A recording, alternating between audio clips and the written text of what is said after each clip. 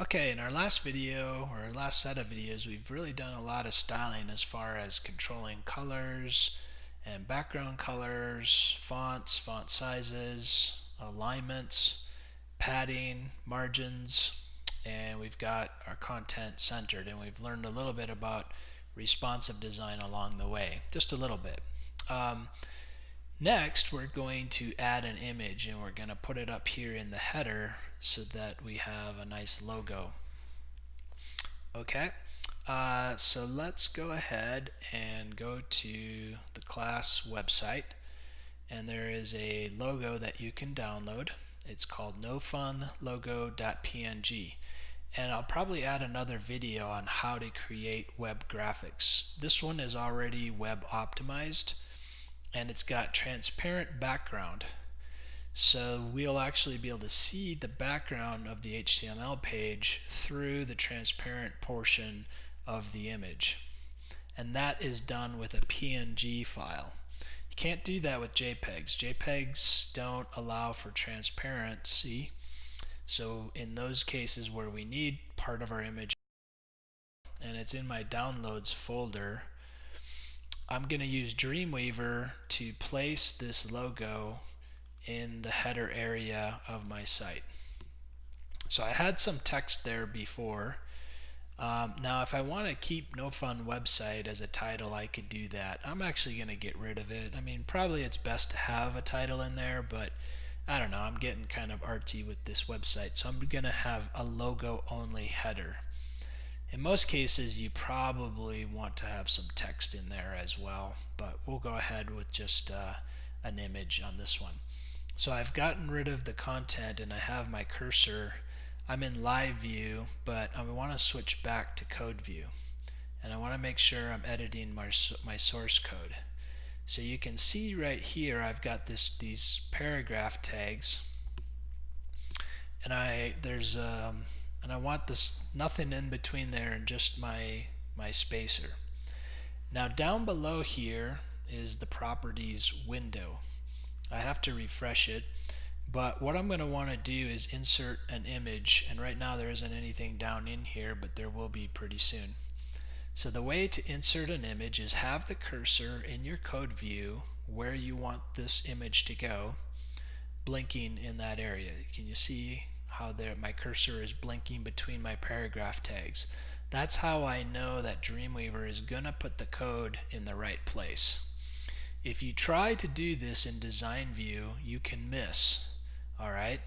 So I don't recommend doing that. That's one of the limitations of trying to design in design view. It's always best to have code view, or at the worst have it split so that you can see what you're doing. If I click up in here, I'm not really sure where this is going to get put in. So by coming to code view, I know exactly where that code is going to be put in. Alright, I'm going to switch back to code view, and I'm going to come to my insert window. I'm going to switch this back to HTML.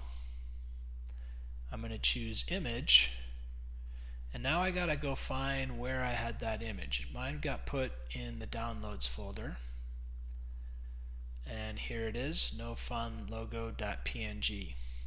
Now one thing that's important to note here, as you create images, always use lowercase with hyphens in between the words, and make your files descriptive. If you just call it image1, that's not very descriptive. This one's called No Fun Logo, so it's almost like having 3 words, all lowercase with hyphens in between. And you don't want to use capital letters. It can work with capital letters, but sometimes an I can look like an L. So is this Iogo or is it logo? I know it's logo because I'm using all lowercase letters in my file name, so that makes it easier to read.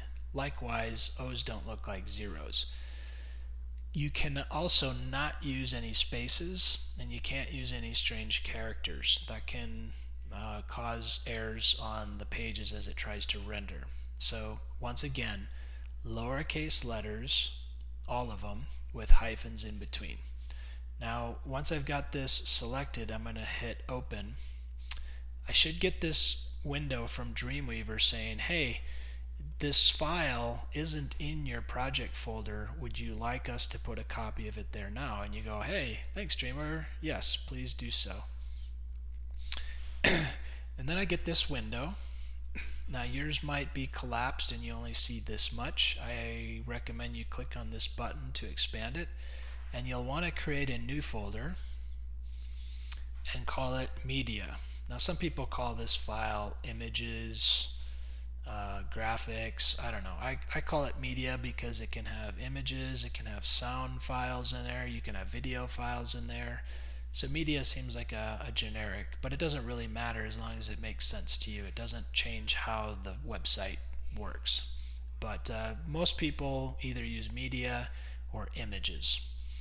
But you'll have a folder where you can put all of your images and media into one folder. So let's call this media and hit create. Should be right there next to CSS and templates. I don't need to change the file name. I'll keep it as is, and I'll hit save. And then the nice thing is all of that code got put in for me. Now you can learn how to longhand code this yourself. This is called a relative URL. These get a little tricky. We teach you how to do relative URLs in website 1. But for now we're not going to worry about that. We'll let Dreamweaver do it for us because it does a good job and we don't have to think about it. Notice that it also put in some other tags. We have a width tag and it's got a 260 value and a height. It puts that in there. And then there's another one called alt. This is a good way to describe your image to somebody who can't see it for whatever reason. They might have a disability of some sort. So the alt tag can read what the image is about to somebody. So let's just go ahead and call this no fun logo. And here we can have spaces because it's contained inside these double quotes. So that's fine. So now if there are these machines that read websites to people. So when it comes to this image, it can read the alt tag for them. It says image, no fun logo. And then that way they know what that image was about. So use a nice description here. It doesn't have to be very long, but certainly photo 1 doesn't really say anything about what that image is. Okay? At the very least, if it's just a designy element, it's not really of anything, you can just leave it blank and that's fine, and therefore it'll ignore that image. But if it's anything important that would be useful for them to understand, then go ahead and write an alt tag, and that's making your website accessible for people who have visual impairments. Alright, so we've got that in there. I'll go ahead and save my changes and come to live view, and that's what our logo looks like. It's kind of big. This is, should all headers be this large? Probably not, but the way I'm designing this site, I think I get away with it. A lot of times you see people trying to make their headers super short so they don't take up space all the time and push main content down. For this site, I'm kind of being a little bit hip. So I'm going with a big large logo here, and so maybe it's okay for this site, but generally you wouldn't want that large of a header. And you'll learn more about that in website 1. Alright, so there you go. We've added a logo. In our let's see, in our next video we're actually going to create some pages from this template, because our template is pretty much done now. You can see that the header will always be the same, the nav will always be the same, and the footer will be the same. But we have different pages. We have a home page, about page, contact page, and privacy policy page. So on each page we'll want to change this content right here. So in the next video we learn how to create new web pages from this template.